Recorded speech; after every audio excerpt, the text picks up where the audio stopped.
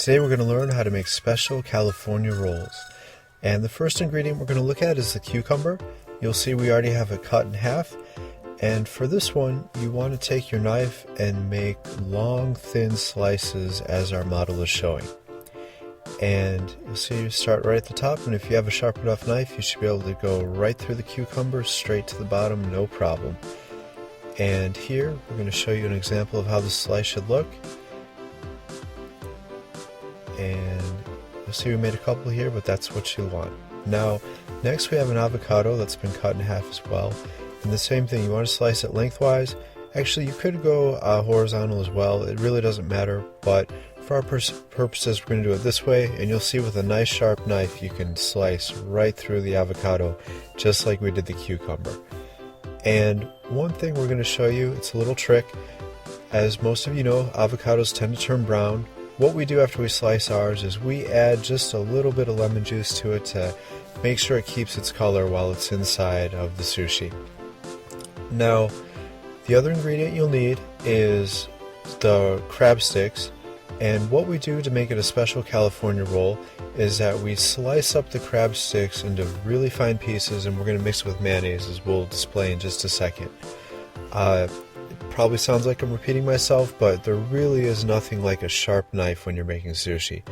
It really makes all the difference. It makes your cuts really clean and nice, and makes for making it just a lot more pleasurable experience. And here for the crab, we use the tataki method that you've probably seen in our spicy tuna roll method as well. And really just taking the knife and cutting it as finely as you can. It's real important. Please be sure to be careful with that. I have certainly sliced my fingers several times while doing this, and our model is making it look a lot easier than yours truly finds it to be. So just go back and forth over your pile of chopped crab stick to really get it into those fine pieces so it mixes up really well with the mayonnaise that we're going to show in just a moment. And back and forth and back and forth, and just keep doing that to get the consistency that you like. We've made it a bunch of times where our model really knows exactly the consistency we like, and it's pretty consistent with what you'll find in the recipes. I mean the sushi you order in the restaurants. And but to each their own. We have some friends who like bigger chunks, we like the smaller chunks, but hey, to each to their own. So that's what you want it to look like. And to mix the mayonnaise, there's a couple schools of thought. We like Japanese mayonnaise when we use it just to dip vegetables in and things like that.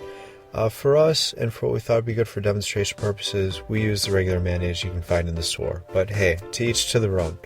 But essentially this too is whatever consistency you like. For the two crab sticks, we tend to use one heaping regular spoonful to mix in with it. And with this too, just like anything else, you want to mix it really thoroughly to be sure to get the even consistency all across the board. And so we keep mixing, and that's what you want it to look like. Now is the fun part, and if you don't know how to make the base to do the makizushi or the roll sushi, please see our other video. We explain how to get it to this point really thoroughly so you can be sure not to make any mistakes and have it exactly how you want it. But here we're putting the crab mix just a little bit off center, closer to the model, and we explain that in the makizushi video why you want to do that. It helps when you roll it. So we take that crab and mayo mixture we just made, we apply it evenly all the way across. Next thing we're going to do is we're going to take the cucumber slice, and notice that the cucumber slice is the same length as the makizushi, and then we're going to take those cucumber slices and lay them across like so. That way every piece of sushi gets the cucumber, crab, and avocado mix. Now when we roll it, you want to do it like so. Like I said, it was off center, and you want to put a firm grip on there. Not enough to really smash everything inside of it, but enough to make it definitely come together and form together in one piece. Then we roll it over again, those nice, firm, squeezing motions that we just saw again. And then we keep doing that once again. And this time it took us 3 times to do it. And our model squeezing again, nice, firm grip. And there we go. That's what it looks like after it comes out of the roller. Now, here, what we want to add as well is the sesame seeds, and you'll notice we put our hand there to keep them from flying all over the table, even though it's kind of unavoidable. We roll it over a little bit, add some more to the other side, and kind of rub it in just a touch. And now the other side, the same thing. We add it just enough to coat it a little bit. And now when we cut, this is really important because you really need a really sharp knife. Now, I know there's people who wonder, well, what's the difference making the rice on the stovetop or in the rice cooker? You'll see here, we're using rice today that we made on the stovetop, and it tastes great. Don't get me wrong, it really does. The taste isn't so much of a difference, but what really matters is when you cut your sushi. You'll see here that it doesn't quite stick together exactly how you'd like. Now, there's nothing wrong with the end product, just it's not nearly as clean and pretty as it would be if we used rice cooker rice.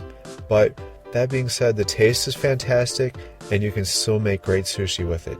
Don't get me wrong. And here's our final product, our special California rolls, and take my word for it, they tasted awesome. Thank you for watching.